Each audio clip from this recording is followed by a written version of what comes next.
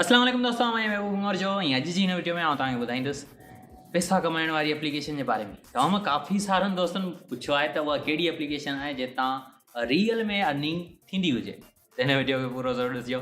उमेद आहे तव्हांखे ज़रूरु पसंदि ईंदी। अचो त शुरूआति कयूं।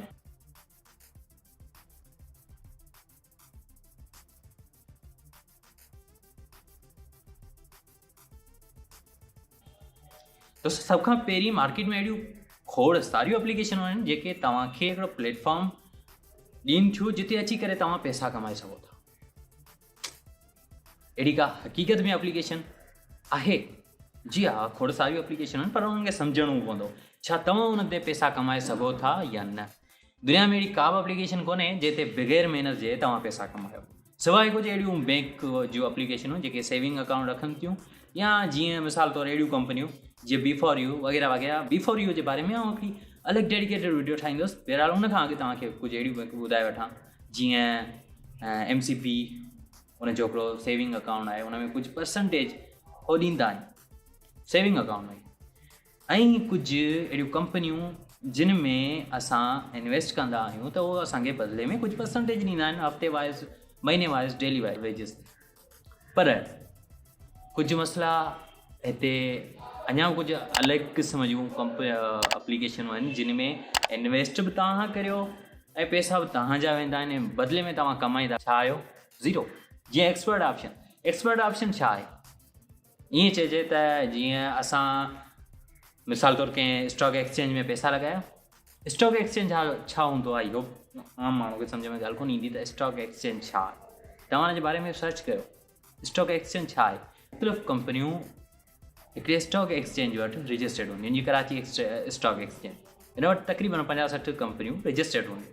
हाणे उन्हनि सभिनी कंपनियुनि जा कुझु हिसा जेके शेयर्स चइबो आहे उहे उन स्टॉक एक्सचेंज ते फॉर सेल जे लाइ अवेलेबल हूंदा आहिनि, विकिरे जे लाइ मौजूदु हूंदा आहिनि। उन्हनि जी ख़रीदो फ़रोख़्त थींदी आहे कंपनी जे कुझु हिसे जी। हीअ जेका स्टॉक एक्सचेंज जे बारे में मूं तव्हांखे ॿुधाया, स्टॉक एक्सचेंज छा हूंदी आहे तव्हांखे पहिरीं ॿुधाए वठां त हे मुख़्तलिफ़ कंपनियूं मिली करे, जीअं कराची स्टॉक एक्सचेंज जे बारे में असां ख़बर ॿुधंदा आहियूं, मुख़्तलिफ़ कंपनियूं मिली करे स्टॉक एक्सचेंज वटि रजिस्ट्रेशन कराईंदियूं आहिनि। ऐं पोइ उहा हिकिड़ी स्टॉक एक्सचेंज जे वटि 50 खनि कंपनियूं रजिस्टर्ड आहिनि। कंहिं कंपनी खे कुझु सेल्स खपाइण जी ज़रूरत पइजी, मिसाल तौरु मुंहिंजी कंपनी आहे ऐं उन खे कुझु इम्प्रूवमेंट जी ज़रूरत आहे। असां वटि मतिलबु त कंपनी खे वधाइण जे लाइ कुझु फंड्स कोन आहिनि, सो उन जे लाइ आउं चाहियां थो त कंपनी जा 30% शेयर ऐं स्टॉक एक्सचेंज खे ॾियां त उहो खपाए।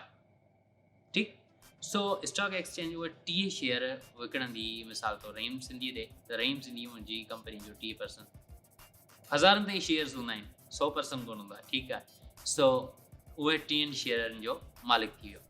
हाणे मुंहिंजी कंपनी जेकॾहिं उनजे ॾिनल पैसनि सां, जेके उन पैसा ॾिना ऐं उहो मूं वटि एफर्ट्स कोन हुआ, उनजे करे मूं उन खां पैसा वरिता, उहो मूं कंपनी में लॻाया ऐं कंपनी ग्रो करे थी, त हुनजे 30% जो वैल्यू वधी वेंदो, हुनजे 30% जो मुल्ह वधी वेंदो। ऐं जेकॾहिं उहे कंपनी उन्हनि पैसनि खां पोइ बि हेठि पई वञे त उनजा 30 जेके शेयर आहिनि, 30% शेयर आहिनि, उन्हनि जो वैल्यू किरी वेंदो। सिंपल आहे सफ़ा। ऐं ईअं ई हूंदो आहे त पॉइंट्स कॾहिं वधंदियूं आहिनि, कॾहिं घटंदियूं आहिनि, कॾहिं मतिलबु त इम्पोर्ट एक्सपोर्ट जा मसइला, कॾहिं डॉलर हेठि मथे, कॾहिं कीअं मार्केटिंग जे हवाले सां। सो तव्हां जेकॾहिं रिसर्च करियो यूट्यूब ते, तव्हांखे सॼी ॻाल्हि सम्झ में अची वेंदी त छा आहे इकनॉमिकल फंड आहे। लिखी सर्च कयो इकनॉमिकल फंडो। बहरहाल अहिड़े नमूने मार्केट जो वैल्यू जॾहिं चढ़ंदो आहे, अहिड़े नमूने कंपनी जो वैल्यू जॾहिं चढ़ंदो आहे, तॾहिं उन हिसनि जी क़ीमत वधी वेंदी आहे। ऐं जेको एक्सपर्ट ऑप्शन आहे उहो तव्हां सां जुआ खेॾंदो आहे। कीअं? जो तव्हां खां पुछंदो आहे त अॻिते हली फलाणे टाइम ते हिन ट्रेड जी रेटिंग किथे हूंदी। मूं मिसाल तौरु 50 रुपया लॻाया ऐं आउं चवां थो त हींअर खां अधु कलाक पोइ ट्रेड हिते पइजंदो, लॻाए छॾिया उते निशान, उते लॻाए छॾिया 50 रुपया।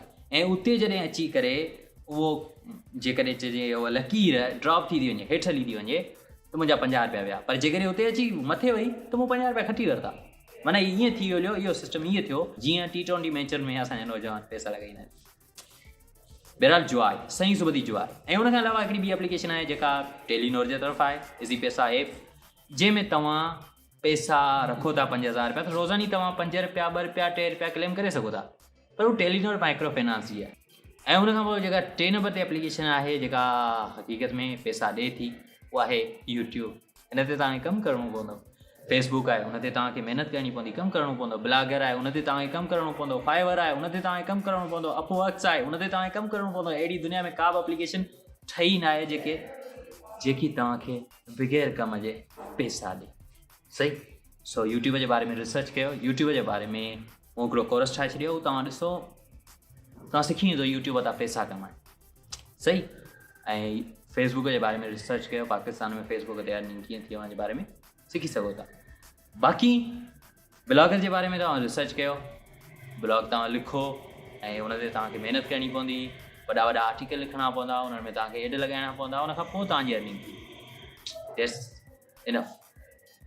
ठीकु आहे। बाक़ी जेके चवनि था त हीअ एप्लीकेशन आहे, हिनखे इंस्टॉल कयो, हिन में तव्हांखे हेतिरा पैसा मिली वेंदा, हिनखे इंस्टॉल कयो, ऐं जेके तव्हांखे घोड़ा कंदा, भले तव्हांजा दोस्त हुजनि, माइट हुजनि, सॻो पे हुजे तव्हांजो, तव्हांखे चवे तव्हां कंहिंजी रेफरल लिंक तव्हां कंहिं बि एप्लीकेशन खे जॉइन नाहे करणो, छो त उहो पंहिंजा रेफरेंस वधाईंदा आहिनि।